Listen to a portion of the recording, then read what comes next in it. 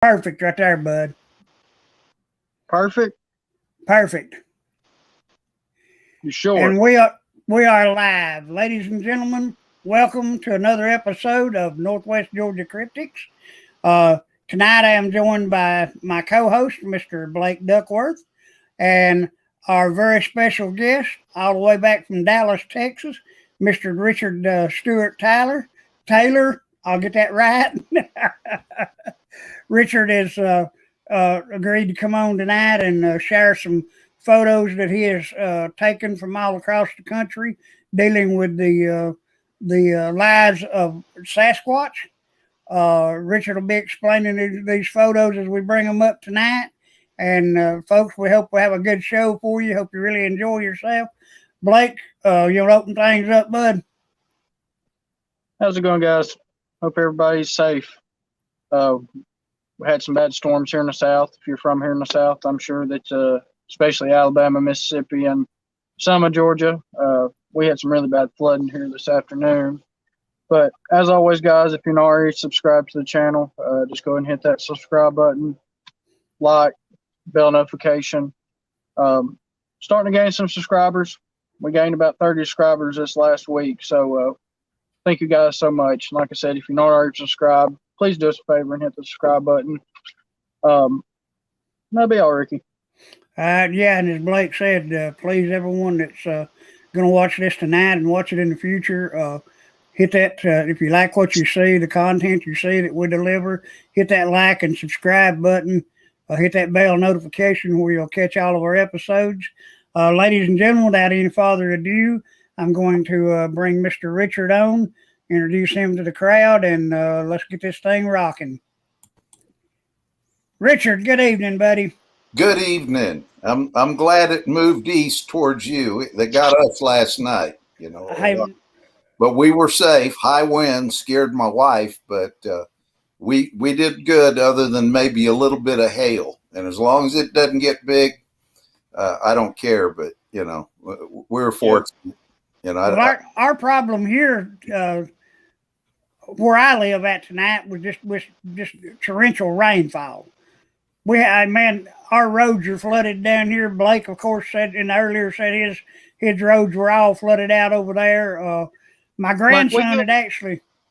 We had 3 inches of rain in like an hour and a half, 2 hours. Whoa. Yeah, it was. You can't. You know, Blake, down there. Wow. Those apartments right across from the old Piggly Wiggly on 53, the ones that sets off in the hole. Mm-hmm. Bryson had actually went down to some of his friends' houses to ride the storm out down there, and yeah, they rode it out. All right, they got flooded out.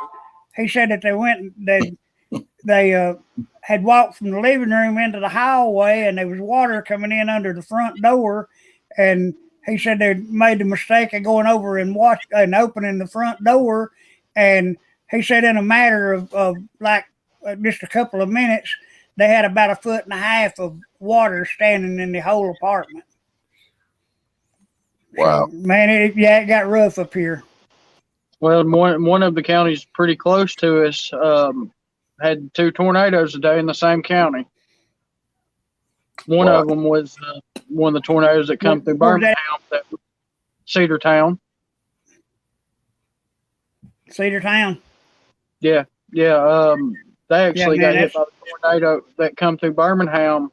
I forgot how long they said it was on the ground, but it affected like 50-something counties. Wow. That's a long-lasting tornado. It was on the ground for a long time. It was on the ground for like 4 hours, something like that. I know at 5 o'clock I'd gotten reports of I think 3 dead because of that was that same tornado. It hit Birmingham at 12 o'clock today, around 12 o'clock today, and it was still on the ground. I mean, I'm sure, I don't know if it went up, come back down, but it's same storm, and it hit Cedartown at like 4:50. Wow. Like I say, I know at 5 o'clock I'd got reports that there were 3 dead from it. What about a Dyersville? Somebody said one had hit it at Dyersville. It may have. That's the storm. That's the same storm that come through Cedartown. It always comes up that way. We went north. like, because we were watching the radar and they were talking about the trying pretty hard right now, but they were talking about the debris field in the radar and talking about how big a tornado it was, and it looked like it was headed straight towards us. So me and Daddy, when it was coming through Lindale and Cedartown, we went north. Oh yeah, we got away from it because we had the L3 coming 1.5 miles from our house. So I mean, we get a little worried when you talk about tornadoes here. Right, sure do. All right, folks, let's get off the weather subject for a few minutes and get Mr. Richard rolling.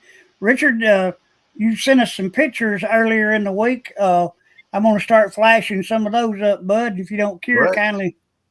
Sure. Kind of tell us what these are about and what. I don't know if I put these in random order the way you had them. They'll work anyway. I kind of had them in chronological order, but whatever you put up, I'll work with it. Okay. Well, right here's the first one, buddy. Okay. This was in an area near where my son and I had the big rock throwing incident that got my undivided attention. And I was in this area. It's East Trinity River bottom in Collin County, Texas. We had done some field research here. At the time, we were neutral. We thought they could exist. I've got a clip I'll send you that the guy with me is like a hunter, eagle eye extraordinaire. I mean, he'd catch a lot of stuff that I would miss. Well, this particular area, this was July 24th, 2010. We're walking down a trail and he saw something. If you look back in those trees, you can see the vegetation that you can't see clearly, probably more than about 30, 40 yards. And then the leaves and the trees and everything kind of block you out. Well, it was about 30, 40 yards down the trail as we were walking it. He said, man, something just ran across the trail in front of us. And I raced up there. I got to this spot standing on the trail, had the feeling of being watched, and I snapped a series of photos. I didn't see anything at the time, but I snapped a circle of photos around me. And this particular photo here is looking back to the west, that little patch of light back there in the trees where you kind of see a light break. There's a creek that runs through there, kind of a parallel to this picture, but that gap give you an idea. Just down and out of that gap is where the creek is. And I noticed this stick pile. You see the one bright tree trunk right in front of us. It's a small, thin tree. It's really not that white. I was using a fill-in flash. When I took this picture, a bright flash occurred, and that's why, that tree is real light. Well, back there to the left, and it was later after I snapped this picture. Now, that particular day, I had my first visual sighting through binoculars, but I show this picture to show how subtle and discreet they are. He is, if you look at the bright tree, and then you see that crossing limb that goes horizontal to the left, there's another tree back there a ways that limb crosses, and there's a dark smudge there. That's where he's peeking out. And then I show you the enhanced clip on the next picture.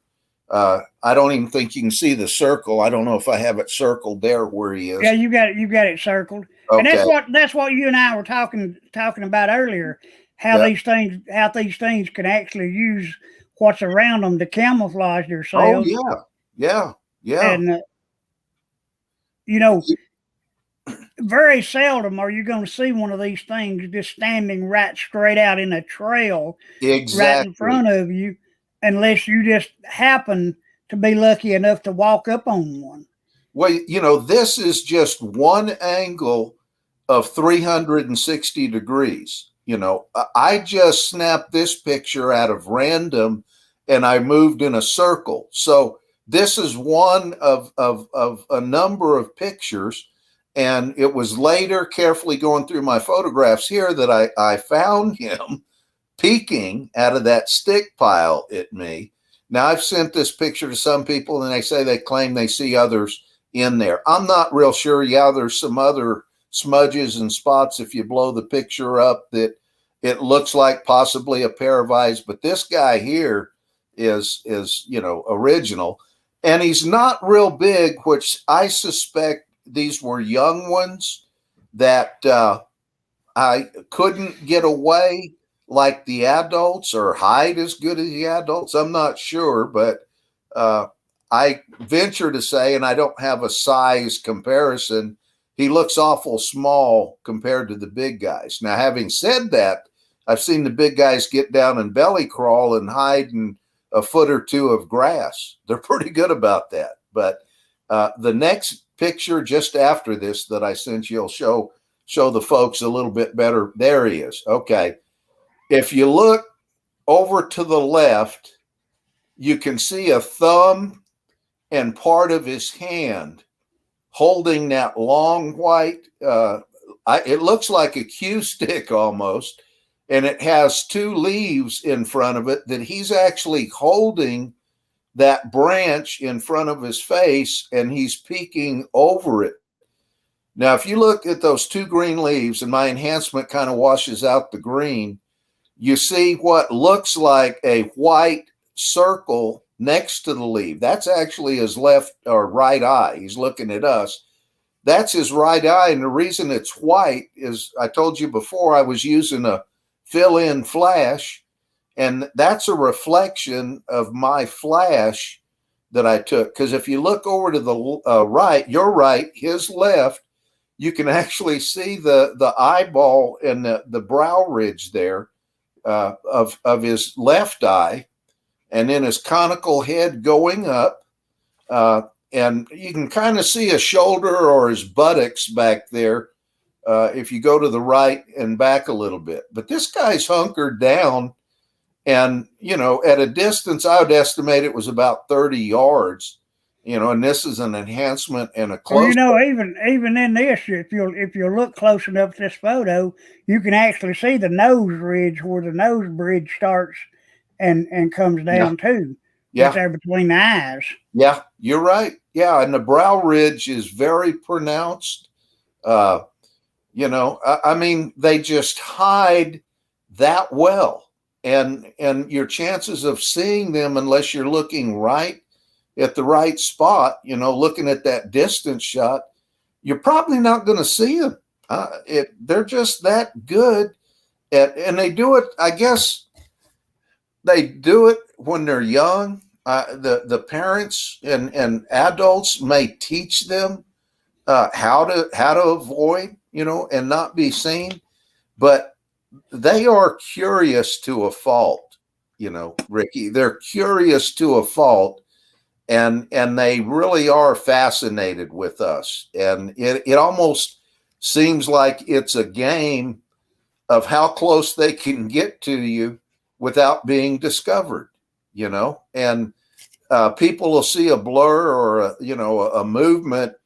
They're not sure what it is. Now, I will say this area is pretty much very active with hog too. You got to be careful out there. So they've got a lasting food supply right there. And I sure wouldn't want to stir up a big boar hog and not, I mean, I've jumped one out here unexpectedly when I was out there squatching, and it got my undivided attention, Oh, so, most definitely. But that's, probably a younger one. Again, size would be hard to, maybe a juvenile, young juvenile or whatever. But all right, I'm gonna bring up another one here. All Richard. right.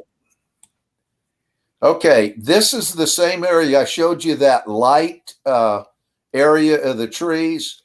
Right. In relation to where this footprint is, it's in the creek bank. I would say it's probably 20 yards further past where you're looking at the young one peeking at us. This was taken on another day that we were out there. prior to the picture I took on July 24th. So this would have been earlier in 2010 when we started our research out there. Again, we were not convinced these things really existed at that point. You know, we were looking for personal verification. We weren't looking for somebody on the internet to offer us proof. We were out there doing it for ourselves. And I'm going to tell you, Ricky, there's a big difference when you're looking for these answers on the internet and you find the people that are charlatans and shysters and liars and, you know, they conjure up stuff. But when you're out in the middle of nowhere where nobody else is, nobody knows you're there, and you start getting followed by something big and it parallels you in the brush, and it stops when you stop, and it goes when you go. And every now and then you'll hear a big, good-sized branch get broken and snapped. I'm telling you, bro, it gets your undivided attention because that just doesn't happen all the time. Well, this was another movement that he saw, and we didn't even depress the clay, okay? That footprint, it's a partial print. I didn't move anything. I guess I could have brushed it if I'd have had a brush. But the two, if you go to the upper right corner, you see a chunk of broken clay that kind of appears to be in a toe shape. I don't know, but you can go down from that right upper corner. You can see a couple of the toe digs right there. It's a partial print. The backside to the left of those arrows is kind of piled up dirt. Whatever made it was moving pretty quick. And Tim, you know, the associate with me, actually saw the movement. He said, man, something's moving down there. We go over there and we find this print. And about 10 seconds after I snapped this picture, we never could find it, but I estimate a softball-sized object thumped on the ground in behind us in some of the vegetation. I mean, a distinct thump. You know, something. You know, and this is what amazes me, Richard, is the fact that Blake and I have been out on investigations, and we've had rocks, dude, that come in and landed within 2 to 3 feet of us. Yes, I'm talking basketball-sized rocks that the tree line down there one night. When this first all started to happen to us in 2011. I'll let Blake kindly explain that to you. Blake, you want to take it over, buddy? Talking about the rocks being thrown? Yeah, when we were up there under that tree there at that grave where those stacked rocks was at. Yeah. Yeah, well, me, my dad, and Ricky, this is where he's talking about is probably midways in this cemetery. I mean, you're probably, I don't know, what do you figure, 50, 60 yards from tree line? Yeah, easy. I mean, you know, it's a good distance.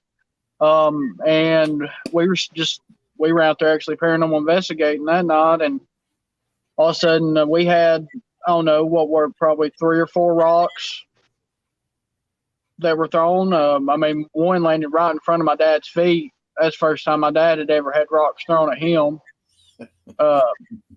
Yeah. Trying to think. I mean, I think a couple of weeks, was it a week or 2 before that, we had rocks thrown at us in the same area. Yeah. I got a couple questions.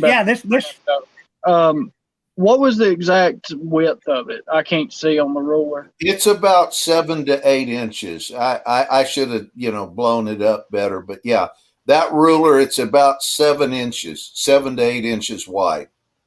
Then far as it's a partial print, of course. So the back half of it, how much length were they there? Do you know?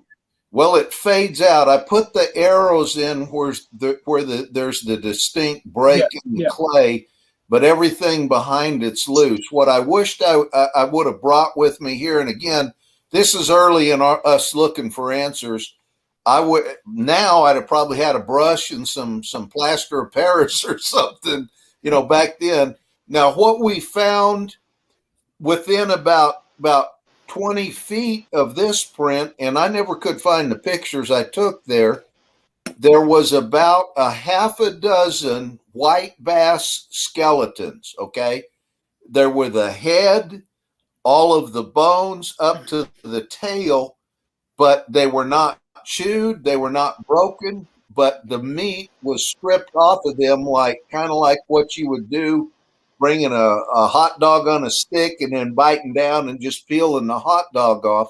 It was almost filleted. I mean, it was like something bit into the fish on the side and then just pulled the meat out away, because none of the small bones were broken. And look, they were stacked neatly in a stack. Now you tell me a raccoon or so it actually was the skin still attached to it? Like, was it still there? No, the heads were pretty much intact, but the skin and everything else was stripped, was gone. Just like something bit into it, on one side and just stripped the meat down. There wasn't any entrails or anything. I mean, everything behind the head was gone except the bone, the middle spine. And then I don't know if they're rib or dorsal, whatever you call the up and down bones that you don't want to get in your fillet. Right. But yeah, they were stripped down to the bone and neatly stacked. And again, we were looking for answers there, but we thought that was very, very unusual, And at that point, it's more question than it is answers. That's been my whole field research. I see things happen. I get a few answers, but I get about a half dozen new questions. How'd they do that? But what do we got next on? I don't have my list of pictures here. I wished I did. Okay, let me bring this one up right here. Okay, this is in Central Texas, just out of Huntsville. The prison capital of Texas. Now, when you look at this picture, and I've had people make the suggestion, oh, that looks like a doll, because of the comparison. Those leaves you see are from a tree that are about 10 to 15 yards in front of the subject. Okay, those leaves are not right where that subject is standing. He's back about 10 or 15 yards. You can see his face, part of his left side of his hair. A leaf blocks out his shoulder, but you can see his lower shoulder and elbow down to the right through the leaves.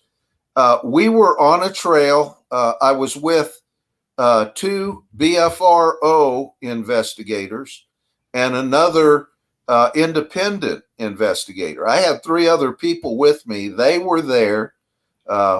We were walking down a jogging, hiking trail near a body of water. About 10 o'clock in the morning, 9 or 10ish. It was before it got a little sticky and hot. And this is about 75 yards off of the trail.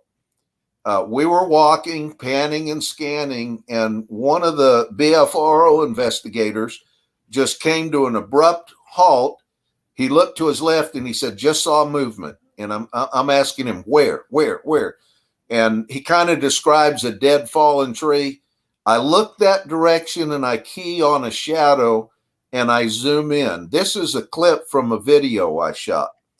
Now, if you see his eyes, he's not looking at me, but he's looking back to my left, kind of quartering off. He's not looking directly at me. As I'm taking this video, we're all on a low water bridge. I didn't have a monopod, with my camera on it, which I do now, but I didn't then. If you zoom in about 75 or 100 yards with a handheld video camera, let me tell you what, folks, it's hard to keep that distance perfectly still, and I'm looking through the screen trying to steady my camera, and get a better still video. And about that time, on that little low water bridge, we get a thump, thump, thump, thump behind us, and it scared the daylights out of all of us. And of course, we're jumping and spinning around. My first thought is we're getting charged by something. And it wasn't that. It was a lady jogger young lady jogger that probably lived in the gym and decided to wear a skin tight spandex suit. Now, I didn't notice any of that. Yeah. I'll just say this much. The lady was a racehorse. I'll leave it at that. She jogged around behind us. I'm thinking this young guy here, and I'm just assuming he was on that. He was watching the trail. She might have jogged that morning trail every day. I don't know, but from the time this frame from the video, she jogged past me coming from my left to my right. And that trail curves around where he's standing. Back behind him, probably another 20 or 30 yards, the trail circles around behind him. So the position he was standing in, he could have watched the trails very well from there. Now he's standing there. If you look down below the leaves, there is actually a stump, probably below his left elbow. You can kind of see where his shoulder and elbow it in. He's actually standing behind a dead stump there. And as I was taking the video, I stopped momentarily and took a knee so I could use that low water bridge, railing as to steady it. Hey, in that split second, he must have been aware.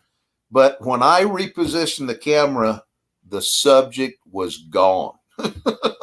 I don't know if he ducked and ran or whatever, but again, he was there, probably, I've got about 30 seconds of video of him, maybe a minute. I'm not sure. I'd go back and look at the entire video, but from the distance, I think the next picture I sent you, Ricky, shows you the actual distance that I was standing at when I shot this video. I don't know if this is it or not, but I'll bring it up. Oh no, that's another one. That's another one. We may get to it. This is back in the area where the one hiding in the stick pile is. This is probably maybe 400 or 500 yards from the other location by the creek. Yeah, excuse me one second. That's all right. Richard. This is a tree pulled up. You can see the remains of some of the root ball. In this area here, it's in a secluded area. It's not along a trail. I just happened to look off out in the woods and notice the structure. But I estimate that tree to be probably 30 feet, 25 to 30 feet tall. And the whole trunk probably at the very least 150 pounds, could be close to 200. The diameter of that there is probably 6, 8, 10 inches. I should have had a ruler with me, but the next picture will show you the asterisk pattern. Now, was this in the same area as the last couple pictures, or is this completely different from? It's the initial pictures that I had of the footprint and the stick structure, but this is taken in 2018, 8 years later after I had my first visuals. It's a very active area. It is posted in some areas with a nice fence. For my benefit, there's areas where the fence has blown down years ago. They've never strung up another fence with posting. And if I enter it from a certain direction, I don't have any indication I'm trespassing. I'm using it as an excuse. But when I'm back in there, I'm in kind of the stealth mode. I don't. Yeah. If anybody or any activity approaches, I'm going to turn out like a Sasquatch and hide. And bottom line is, if it's not totally secure with a posted fence, I'm not trespassing. If they're that intent on keeping people out, put their fence back up. So I just come through from a non-invasive posted fence, but you know nothing about it, right? Yeah, the next one should show the asterisk pattern, I guess. I don't know. Yeah, there it is. Now, again, this is not wind blown. This isn't something that could have randomly happened. These trees were not pulled up from this look. We did very extensive look in and around here. It's in just the middle of a bunch of trees, and you've got 3 different young trees. And I'm not going to say it would be impossible for one man to bring those in there, but the one, that's on our left going to our right, again, I'm going to say it's every bit of probably 30 feet long, maybe longer. And when you look at the total weight, I don't see one man doing this very easily. He probably could, but I'm going to estimate about 200 pounds at least a piece. Now, you could probably pick up one end and drag it in there, but there were no drag marks. There were no fresh holes or depressions where this was pulled up right there. And the other younger trees around there don't match the size of these. There's some older trees and a little bit bigger, but and the one to the left there, just almost out of the frame, that's a very mature tree. These things were pulled up and brought here. I don't know the significance of this star or cross. It's not just a cross. There's more than 2 in there. I have questions as to what is it? What's the significance? Is it a territorial marker? Could it be marking an area of death? One of them died here and could be buried there, or was this where one was born?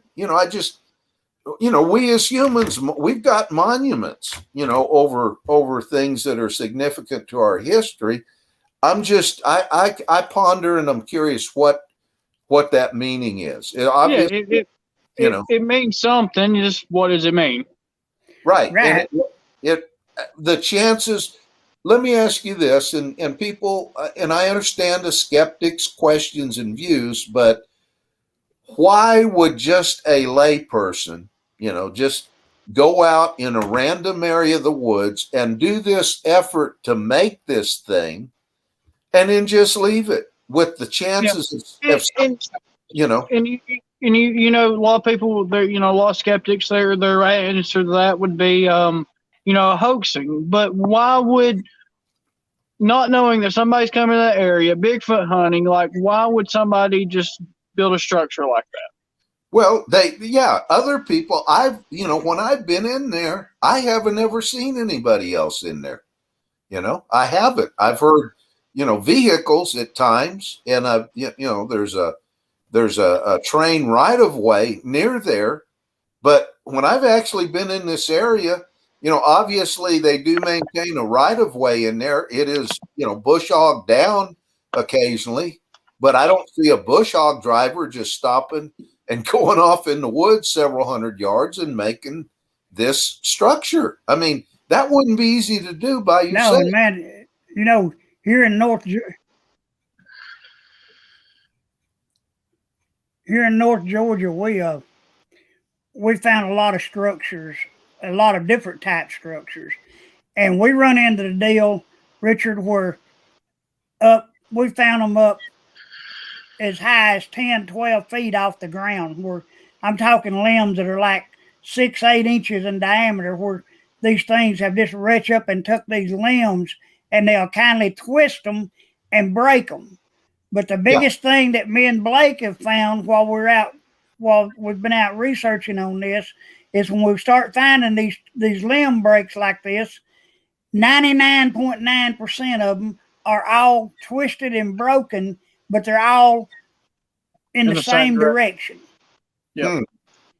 So, and it leads, and normally what you'll find is it's either leading to an impoundment, a creek area, river, or maybe an area where it looks as though they've been bedding at. Well, yeah, I've seen this. I've seen the same thing, Ricky, and Blake, where these trees have been broken, and they're pointing to a creek or a stream, or like you said, a pond or something. Yep, exactly. What's my next picture? I wish I had my list. I'm winging this. Okay, this is in East Texas, Shelby County, Texas. I was there with about 12 other researchers, and sadly, this was a very heavily wooded area all the way up to that ridge line.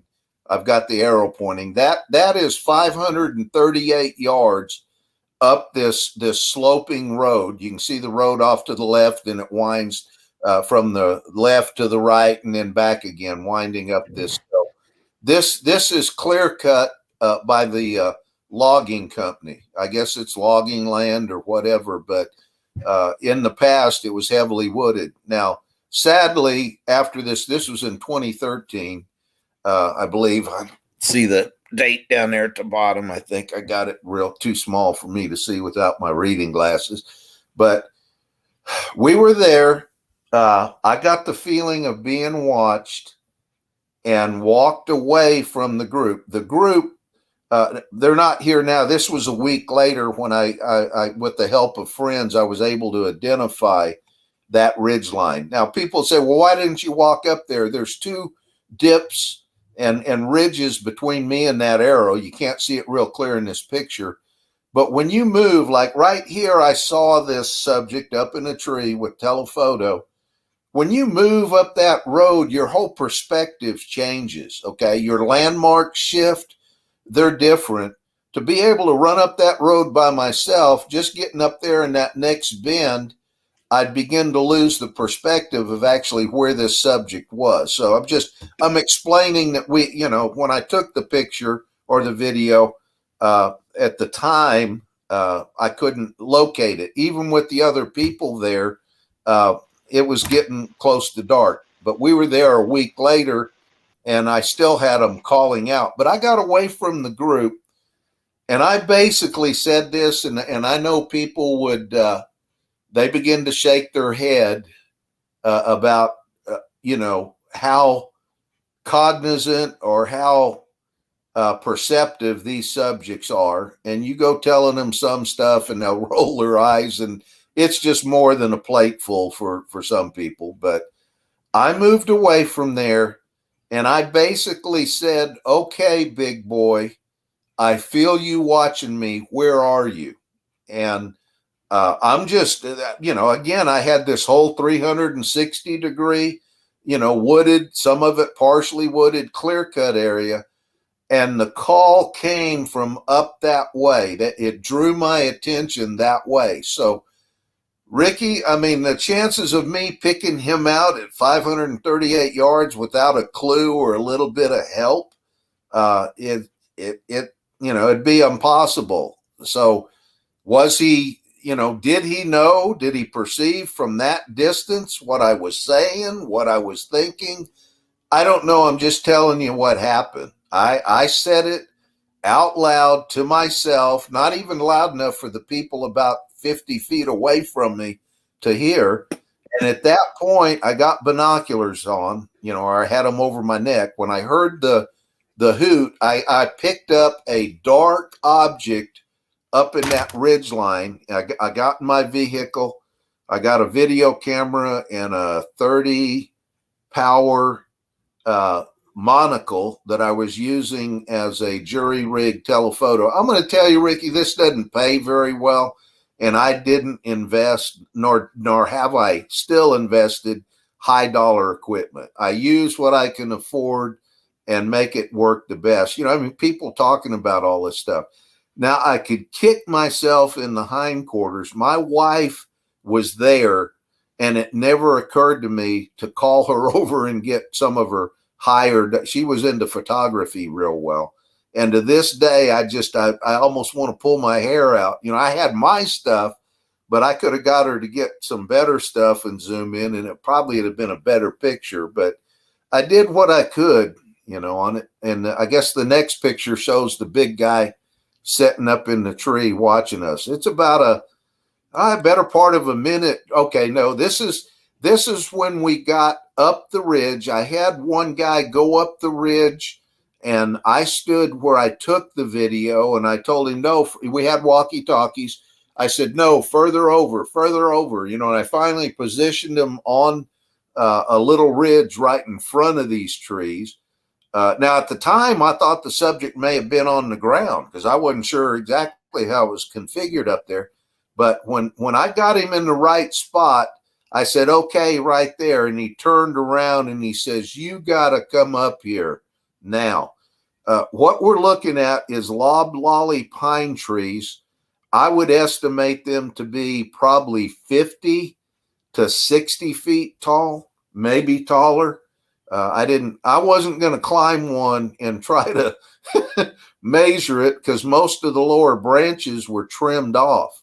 There would have been nothing for me to grab onto unless I had a lineman's, spikes and boots and a belt to go up that thing. But what I noticed real significant is you see the tree to the left, you see how the trunk goes up, and then you got that big dog leg twist in the trunk. And you look at the circle to your right, there's 2 or 3 trees up there with the same characteristic, especially the one if you look at the right circle and to the left, that's got it's like a saddle. You could just sit up there and ride that like a saddle. And then it looks almost like there's 2 together on that right lower side of the right circle. And that is where the big guy was sitting. Now, we noticed that those tree trunks had broken bark and scuff marks. My supposition, I didn't see one going up and down it, but if you had a very powerful subject like they are, and there wasn't any branches, they were all broken off up to those dog legs, those jokers could go up and down that tree like a coconut harvester. They got long enough arms using their feet and their arms, wrap their arms around the back of it and go up that thing, shinny up it and shinny down it in short order. And right. And Richard, this is one of the most frequented questions that I get asked. Do Sasquatch climb trees? Well, I'm going to tell you what, the subject that I'll show you the picture of, I did a size comparison of a 160-pound man, about 5'10", 160 pounds.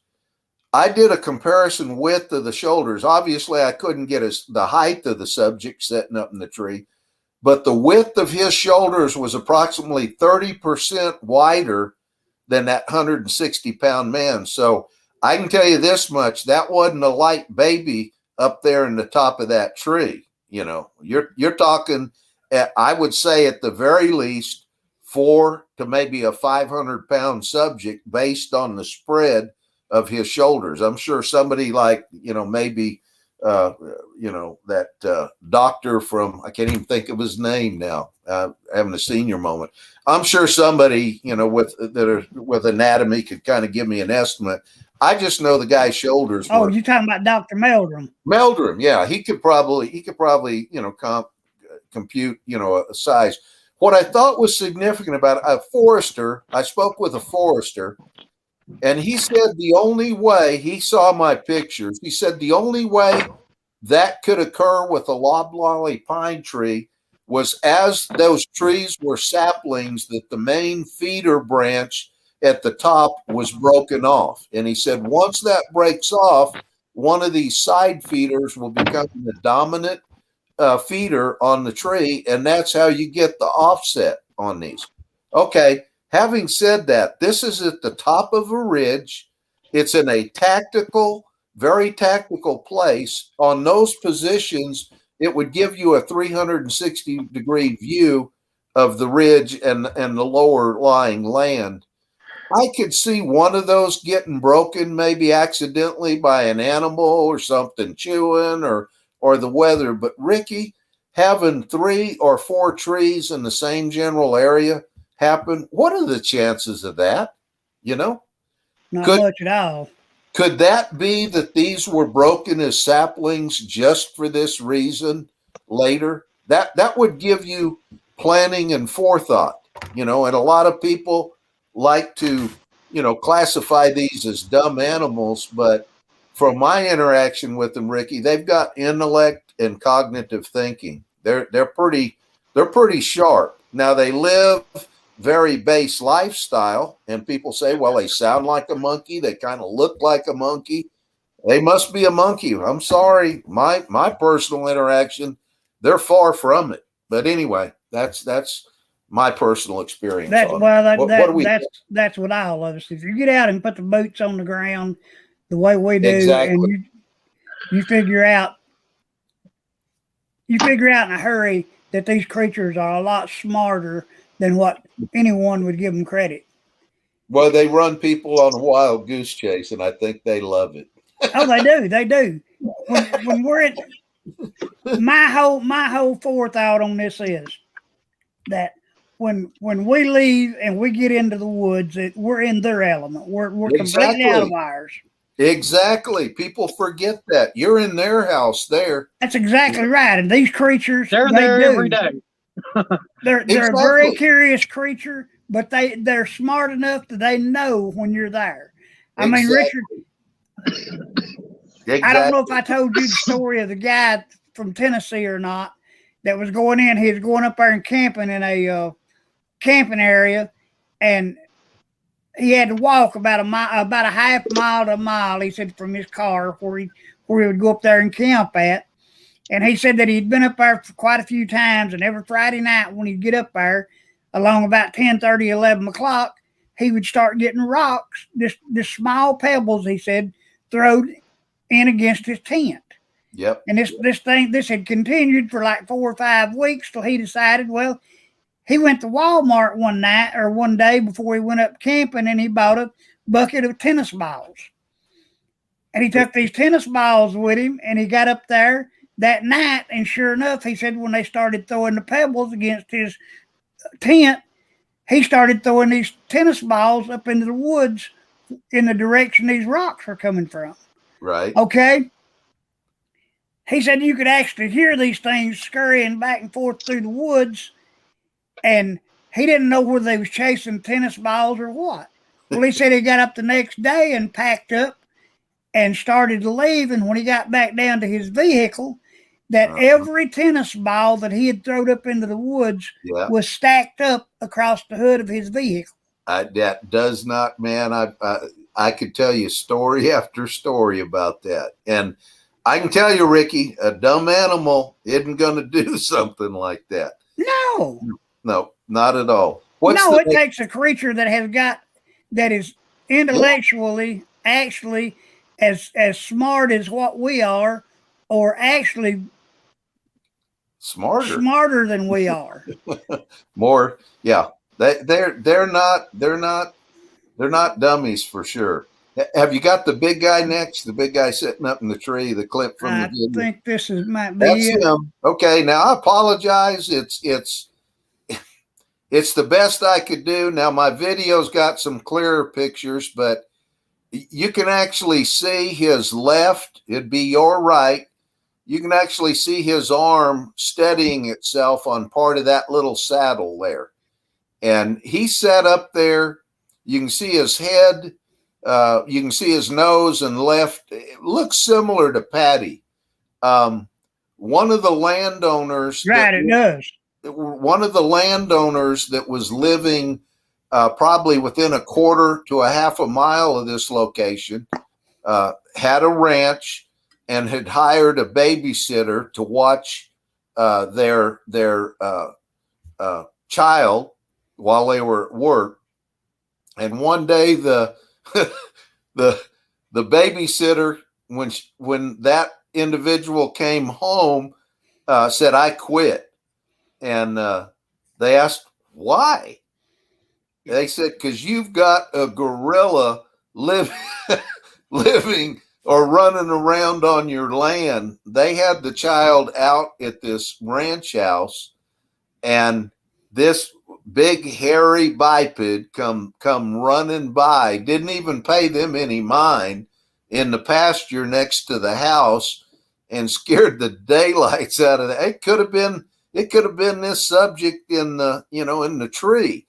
And there's landowners there that had a history in this area, of activity. But yeah, this big guy was just up in the tree watching us, chilling out. Now, I know on some of my night excursions into this area, we would see multiple eye shine, particularly red, up high in the trees. And at the time,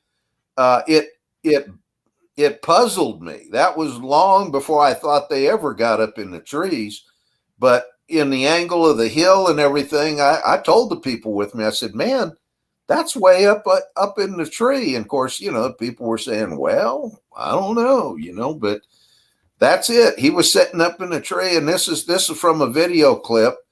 I think on YouTube, if you go, put my name, Richard Taylor, I'm trying to think of the title I have. I've got two of them. One is a better stabilized view. I think I sent you the link, but you'll hear the whole dialogue. Me and Tim talking about it. He's looking at it through just the binoculars. I'm looking at it at a much higher level. He said, that's just a buzzard up in the tree. Looking at it through the binoculars. And I told him, Tim, if it's a buzzard, it's about a 500-pound buzzard. But even with binoculars, you had to have much higher, and I wished I'd have had a big high dollar telephoto. I'd have gotten some better videos. But again, you do the best you can, Ricky, with what equipment you got. I'm thankful I got to sit there and watch him, and it's a pretty cool deal. So, oh, most definitely. I know Blake here a few weeks ago, Blake bought a GoPro system, and good deal. We've yet to really get out and get to try it out the way we want to because of the weather, the way it's been up here. But Blake, you want to explain that GoPro to the viewers? He's just you're just getting a smile. We can't hear you, bud. I said it's just a GoPro, Ricky. It isn't anything special. Well, no, I didn't know what to. I can't like glamour it up or anything. I mean, it's a GoPro. It's a GoPro. Most people know what a GoPro is. Okay. What's our next picture, Ricky? What do we got? Let's see. Okay, that's just a drawing I made to kind of give you an idea of how that subject was setting up there in the tree, and if the one I showed you of the dog legs, you can actually see that little Y branch going up under his armpit. He was just kind of sitting there using that to steady himself and also keep his hand. I guess they, like anybody, I don't think they want to fall 60 feet out of a tree, but that would give him a safe perch. Now, people have looked at my stabilized video, and it appears there's more than one up there in the trees, but it was a good time. It was a good time. Do I have that other one? How many more pictures? Right. Is that it? Did I send? Okay, let me go back here. No, we got this one. Okay. All right. This is a good one. I guess we're coming up on 10 o'clock, so I'll hurry. I was in northern Wisconsin with a group, and a lady gave one of the greatest calls I've ever heard. It was a scream. It made goosebumps all over. I mean, it if anything heard it would have been a distress. Okay, a female scream. Within a minute, we started getting what sounded like an owl call. Okay, and it was very distant. the first one might not have been an owl call, just a vocal roar. Then another one, very close, a lot closer. Then another one, and then maybe a second or a third. I've got the whole recording, and I think, Ricky, they were using triangulation to get a fix on where we were. But anyway, in this picture, I was actually seated about 50 yards to my back from here, down next to a pristine lake. And the last owl call came from behind the Jeep. You see the Jeep parked there on this side of the road at the start of the trail. We heard a perfect barred owl call, okay? It didn't sound like a barred owl, though, but it sounded like an 800-pound barred owl, or a barred owl using a PA system, kind of like a boombox. Might be Blake and I have got the same.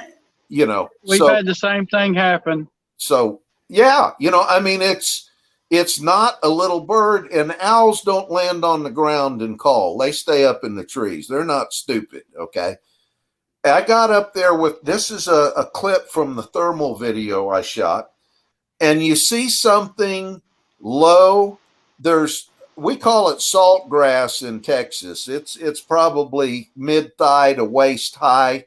It's not a real thick grass, but on the other side of that road there, that's grass, and the subject is down on its chest, belly crawling towards me like a soldier creeping up. Next picture, I think I got the belly crawling sketch. Let me see. No, that's the original distance from the one that I took on the low water bridge. That just give you, that's how small that's the actual distance there. That kind of gives you an idea of how distant he was and how I zoomed in on him. But what's the next picture? Let's see. Right. Okay, this is enhanced. I've enlarged it and then clipped it. You can see his head. You can see his two elbows. You can kind of see his back and his left leg. Now, the reason it's fuzzy, Ricky, is he's down in thin grass. So his thermal signature is partially occluded by grass. If you would have turned on a spotlight, all you would have seen is grass.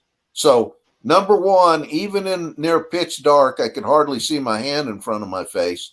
This subject maintained cover. The next picture should show his elbow offset a little bit. If they're, yeah, see that? Now this is as he's crawling towards me. He's using his elbows, just like you would do if you were crawling on, like a baby, or whatever. He's using his elbows, and you see the rearest position. What I find significant is the next picture. Now, having said that, Ricky, I was looking for something standing up, and the reason I went up the trail is after the barred owl call, we saw eye shine, the whole group that was with me. Next picture, let's see. What do we got? Yeah. Now, I call this the Burt Reynolds pose. When he got closer to me, he swung around. You can see his buttocks and legs off to your right. You can see his shoulder. He's reaching forward, probably to grab a rock. If he would have stayed facing me to throw something overhand, he would have had to have raised up. But swinging out to the side here on one elbow, Ricky, he could reach and toss side hand or sidearm like a soldier tossing a hand grenade, and he'd never have to rise up out of the grass to do it. Where if he was facing me, he would have had to have stood up to accurately throw. So it's just you can kind of see the thicker tufts of grass there, but he's sitting there on the side watching me, and chunking some rocks. We had some rocks come in pretty close. Right here, Richard, is one that you have. Looks like you have. Yeah, that gives you an idea of the thin grass.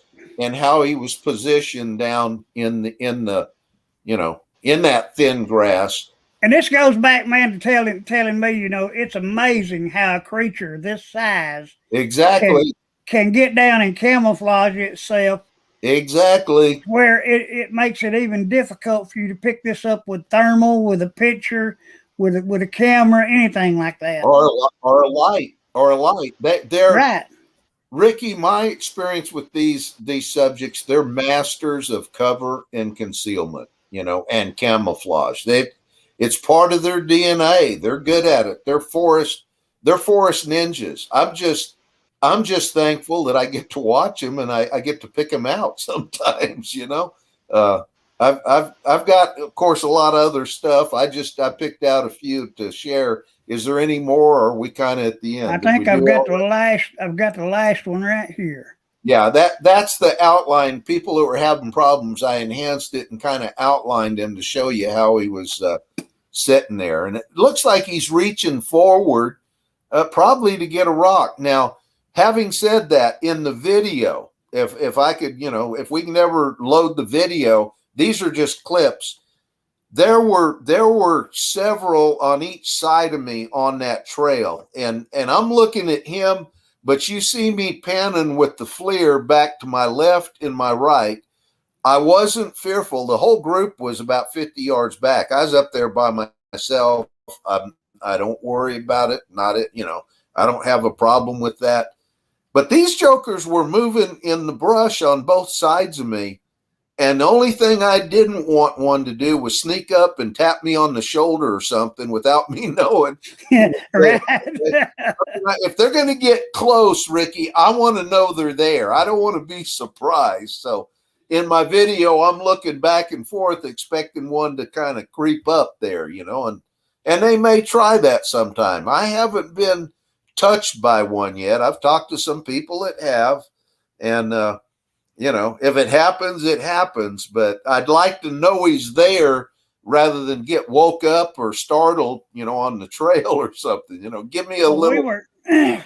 We were actually camped out over at Pigeon Mountain, a WM area about 40 miles from where we live here. This was back early last spring. Probably. Oh no, it was last winter. It was on up probably, I don't know, November, December. Cold that night, man. It was cold as all get outs up there on that mountain. And we'd went up, set up 2 tents, had our camp set up real nice. Little lake area, just to give you a little enhancement of what was going on. Little lake area right on a hill just right above us, to our backdrop. And the road was basically right in front of us. Well, along about 9:30, 10 o'clock at night, we got a rock that was tossed over into our camp. And one of the guys that was with us got his FLIR out. He had a FLIR system that he had bought that downloaded on his phone, and he was using his phone as the FLIR. And we actually was able to pick up a group of 3 of these things that had actually showed up on the FLIR as a tall one, a medium-sized one, and then looked like one maybe about 3 foot tall. But Richard, these things were standing directly across the road, big wide dirt road that came in there, probably 40 yards from us, and you could actually see all of them on this FLIR enhancement. Good and deal. They were just standing there. But they were standing like shoulder to shoulder. It was the big one, I'd say a male, a female, and a young juvenile. Well, they obviously didn't feel threatened, by standing out there like that. Right, but they were right at the edge of the wood line. Yep. I mean, you could see the trees all behind them and all, but they were actually standing out in the open that we was able to pick them up on this FLIR enhancement. That's unusual, Ricky. I rarely see them. I'll send you some FLIR that I took in southern Missouri. There's one sitting on a rock ledge, chunking rocks. And I mean, I watched those for the better part of an hour, and there were clips in the video, Ricky, where I've heard people describe it. They look like they're moving in a fast forward movie. I mean, their actions, it's almost like they can speed up their actions, but this one jumps up in the cave and then jumps back down at a tremendous speed. I mean, he's there 1 second and gone, and then he plops back down. It's pretty interesting, and I had several other people there, and they looked through the FLIR, and it wasn't like I was there by myself, but I thought I was hiding pretty good till a rock went flying by. I've got the FLIR video. You can see the flat rock. They must have chunked it like a Frisbee, from about 30 yards away. And it's still moving pretty flat. And I estimated its speed by the distance and what it covered. 3 frames in the FLIR. It did 9 frames per second. So it covered, I think, if I remember my 20 feet in a third of a second. So it was cooking. Pretty good. I'm glad I didn't get hit by it. Right. Richard, I've got to ask you one question, man. This is something that I have dealt with ever since I've been doing this, and I've been doing this for nearly 40 years, or maybe even a little over 40 years now, as far as investigating these creatures. What is the significance of these creatures when you actually catch them on a film, when you catch them on a FLIR or whatever, and you see these creatures swaying? They sway back and forth. What is the significance, in your opinion? I don't know, Ricky. I know when I was with the family group down in near Lake Eufaula, Oklahoma, when I saw the big alpha male, he was about 12 feet tall, or thereabout, standing in the moonlight about 50 feet away watching me. And I told the landowner, she said, "Do you see him?" And I said, "Yeah, he's right down the trail right there." He was swaying when I looked at him.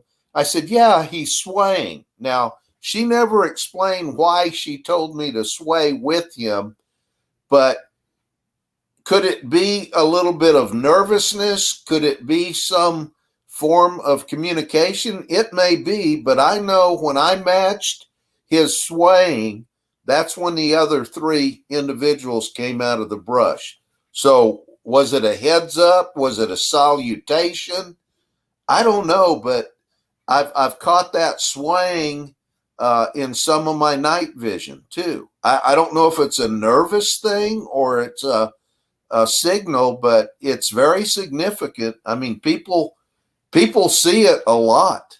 Well, I know I have a younger family member that has and it's not bad, but they say he has like a touch of autism, right? And every now and then he will do that. He'll be standing there, and you can look over at him, and he'll be swaying back and forth, right to left, and it's just, I don't know. I'm like you. I don't know whether it's something that is nervousness causes it, whether it's something that's just bred into them, or I don't know. But this has always amazed me that these creatures actually do this. If you'll see me standing in a public place for any length of time, since I injured my back in 2015, blew out my L3-4 disc, fully recovered.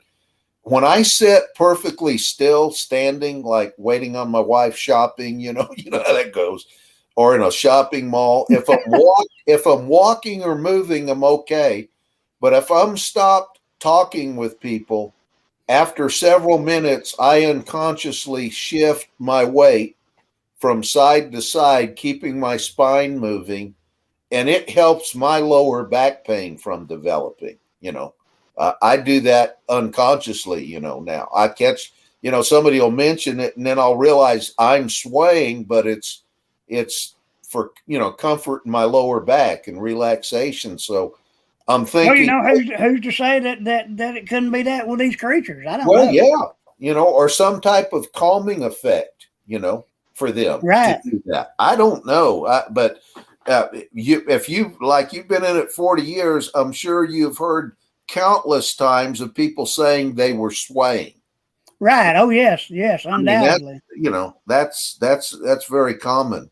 I think it may be a bit of nervousness. I know they don't trust a lot of people, and rightfully so.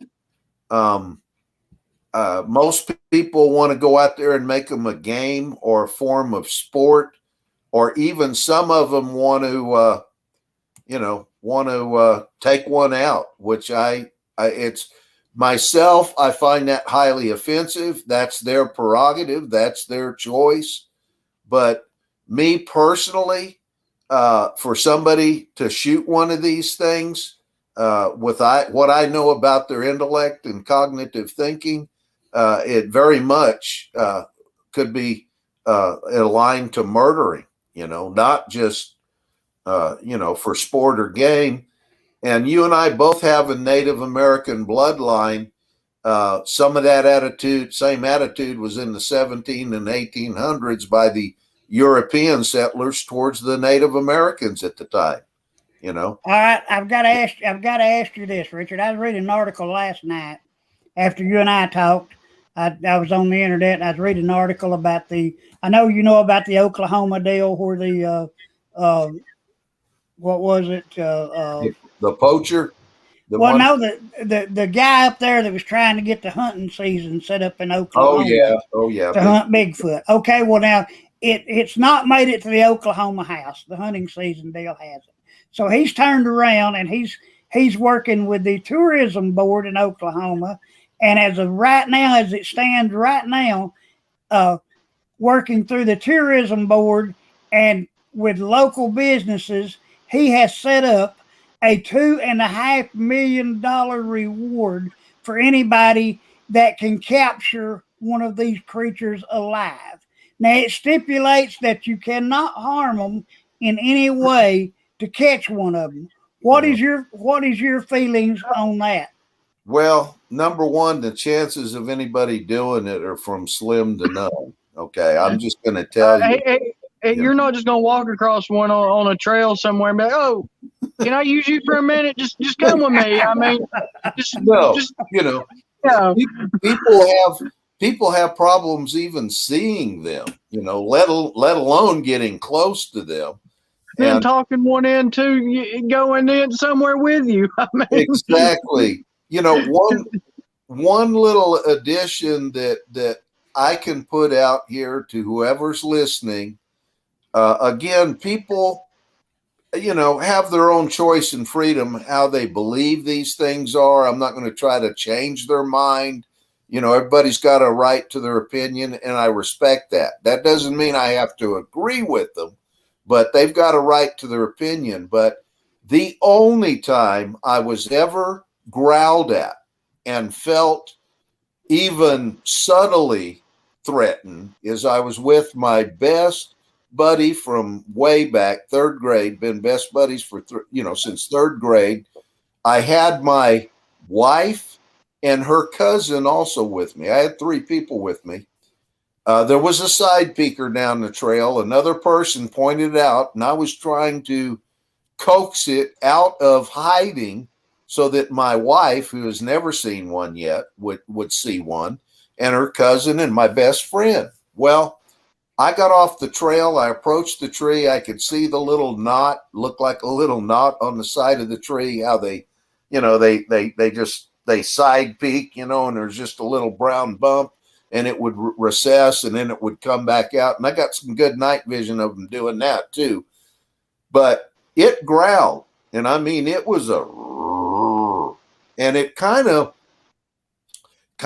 shocked me because I'd never been growled at before.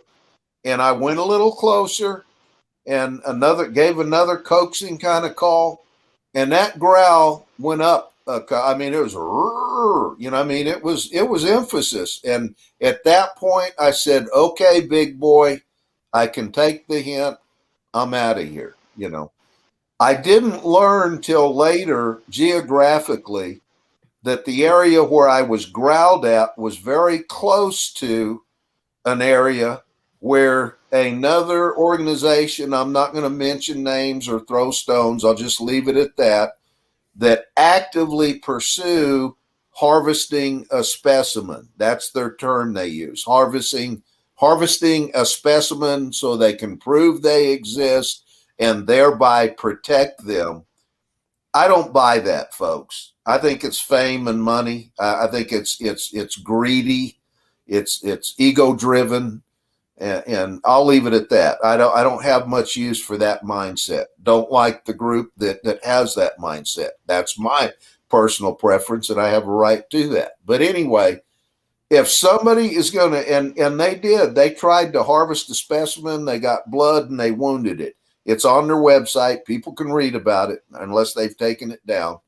What they don't say is there was a young man and his girlfriend that were in the general area and very well could have been hit by that buckshot or slugs that this person was indiscriminately firing at, trying to take down this big guy. So number one, and you'll never hear about that, but two innocent people could have been injured at the time of the attempted harvest. But my position is I was growled at within probably a month or two of when this act had taken place. If somebody gets it in their mind to kill and take one, what are the local landowners and neighbors in that area might be innocent victims to retaliation here?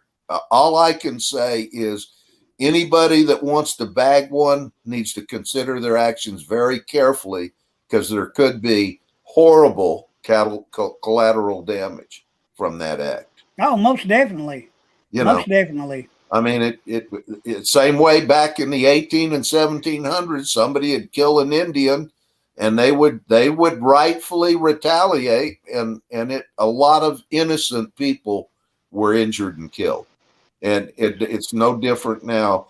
I think if you killed one in a certain area, you might set off some very bad medicine, that wouldn't end right then. So that's my 2 cents on it.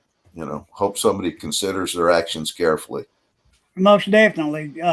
That's one thing that Blake and I, our group, we are a no-kill group. We do at times, especially if we're going in. We may have our firearms with us, have a pistol on us or whatever for self-protection. But as of yet, we've never had to draw a weapon because of these creatures. Never had any need really to even have one with us. But I'm a firm believer, Ricky, in having a plan of protection. I was out by myself and never was expecting anything from the big guys, but 3 feral pit bulls attacked me. Okay. By myself, I had nowhere to run, hide, or climb. I wouldn't be talking to you right now if I hadn't had one of my 45s with me. That's like, here we have to deal with, with what, that's the thing. Like, well, hogs and cats. That's what I was about to say. Around here, like, not so much worried about the big guy. Never had a bad encounter. Like, we don't go and, try to provoke anything or anything like that. I mean, but you have to worry about hogs and stuff like that here, especially in our mountains. We have abundance of wild hogs. And other humans. Other humans, bear. I mean, chance of a bear attack are low, but I mean, you get in between a cub and a mother. I mean, it's possible. We don't have huge black bear or anything like that. I mean, decent sized black bear, but that's not a main threat. I mean, coyotes typically go the other way. I was a taxidermist, Richard, for over 20 years. I run a shop in Murray County, and the biggest black bear that I actually done for a guy up there was Mr. Nelson Vineyard. And I know Nelson, he's dead and gone now, but I don't think his family would mind me telling it. But it weighed 515 pounds. Ooh, it came, I think, like within 21 pounds of our state record here in Georgia. Wow. Where did he kill it at? he killed it actually on the backside of the landfill up in Murray County. That thing was getting fat over. He was smart. He was a smart bear. Oh yeah, and actually, what he was doing, he was in there. Him and his dad was bow hunting the property. The way the property is in there. Back at that time, they had what they call. We had 2 WMAs down here: Talking Rock and Kusawati, and they had combined these areas, and they had repossessed land barriers on the area, and at the backside the dump up there, part of the Talking Rock WMA, that area in there belonged to the Pupwood Company, and they had leased it to Talking Rock WMA. Well, they had found this bear sign in there. They had went up there the night before and scouted it out, went back up the next morning, and Nelson told me that he had set up in a tree up there watching this ridge line where this thing had been coming across the ridge out into the edge of the dump, feeding at night.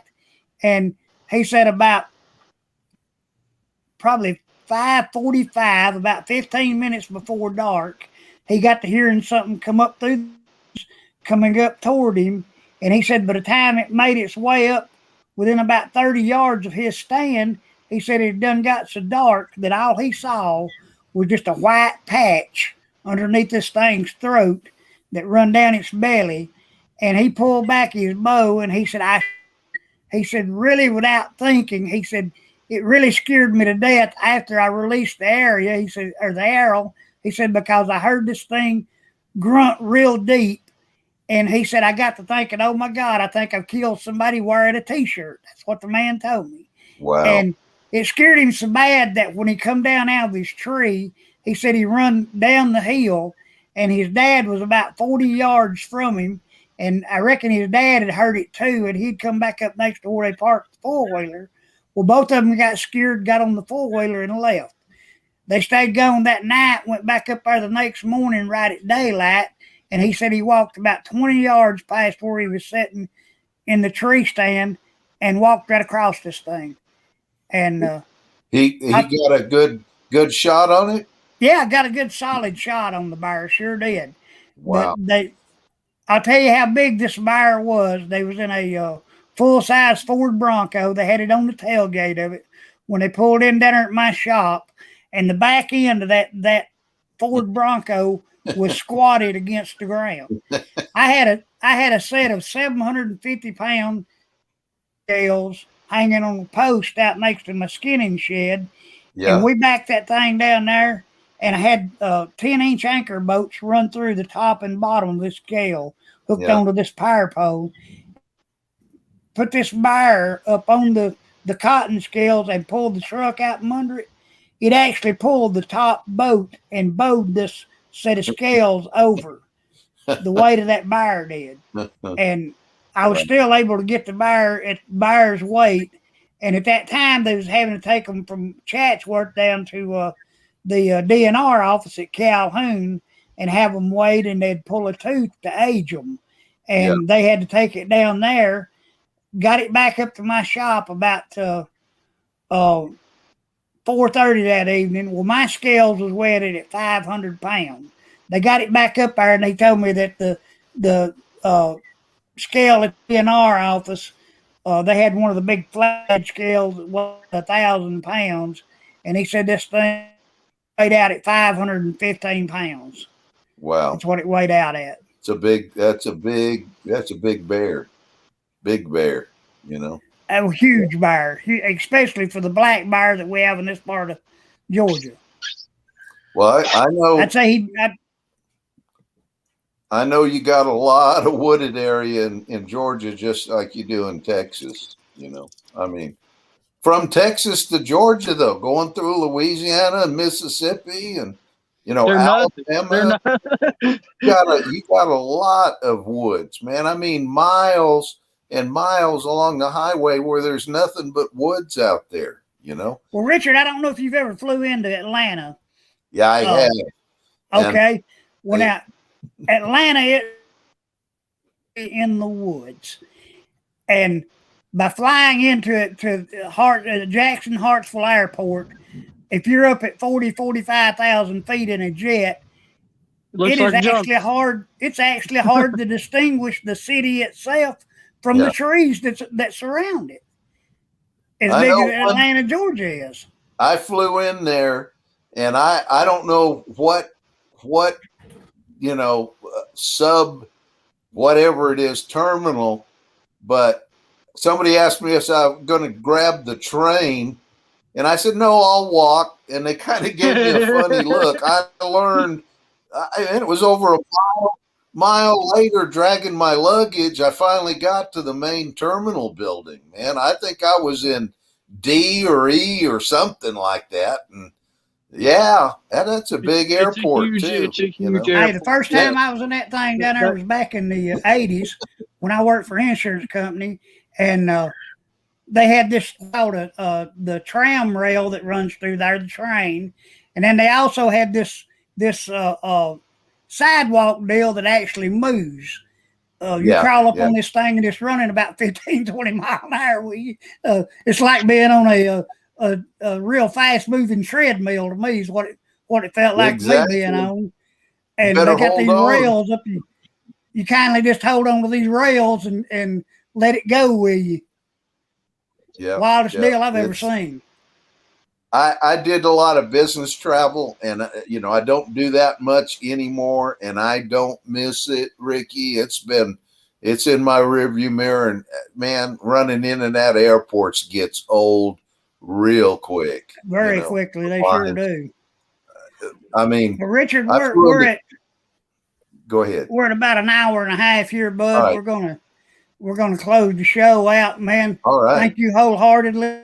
Richard, I do want you to come back on one night, and I want you to share your knowledge and your thoughts with our viewers as far as Sasquatch and the paranormal goes. Oh, I'd like to dedicate a whole show to it. I'll send you some more of that out of the box stuff that people may have a hard time believing, but I've been there and seen it and done that. Yeah, we'll get it. I'm gonna get this guy over here over the weekend to show me how to upload these video clips and stuff that you're sending me on, if you don't mind. No, I don't mind. I don't mind at all. I love sharing, Ricky. I'm kind of like you. It doesn't pay anything, but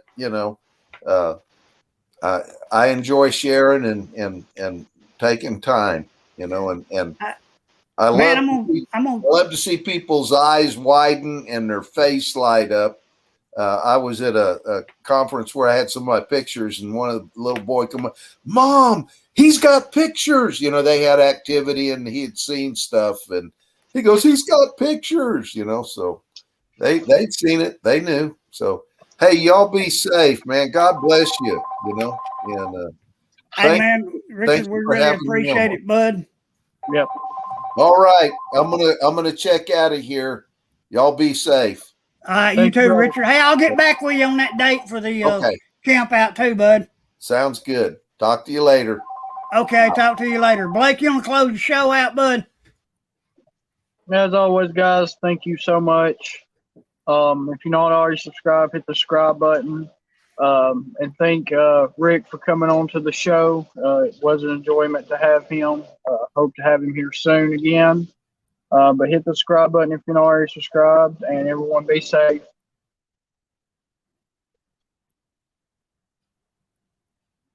Hey guys, I'd like to take this opportunity to mention that we are planning a camp out over on the Blue Ridge, our spring camp out. Hopefully toward the last of April. We'll get back with you on the dates for sure.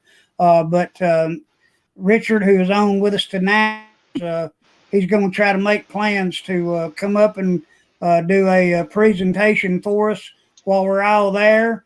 And it should be a fantastic blowout for everyone. I just want to invite all the to join us. You can get in touch with me at on my Facebook channel or on my Facebook Messenger, or you can email me at northwestgeorgiacryptics@gmail.com. Same way with Blake. Anybody that's local that's interested in going, stop by Dixie Vapor and let Blake know. We'd really like to have a good. And a special thanks to Mr. Barry Robinson from Praying and Squatching. Barry's been on with us tonight. Barry got a comment here. I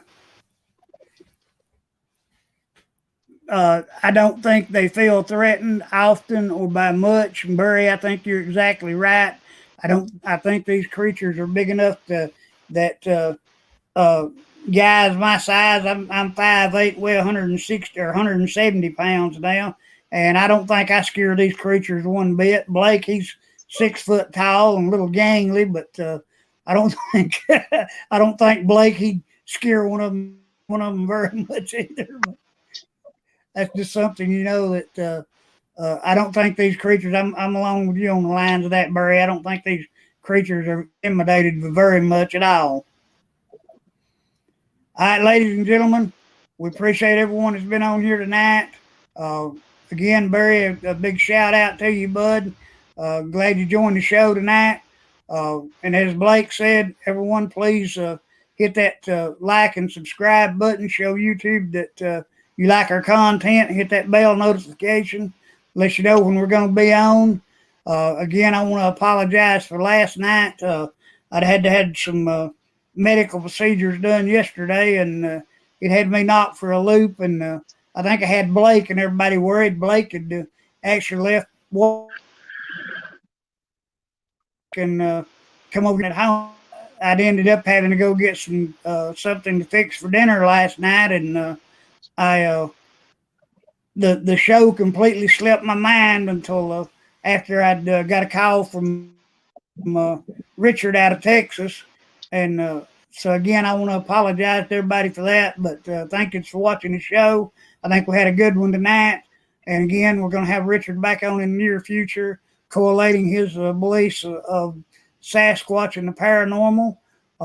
I know Blake, he's big into paranormal, so this should be right up Blake's alley. You got anything else, Blake, before we go?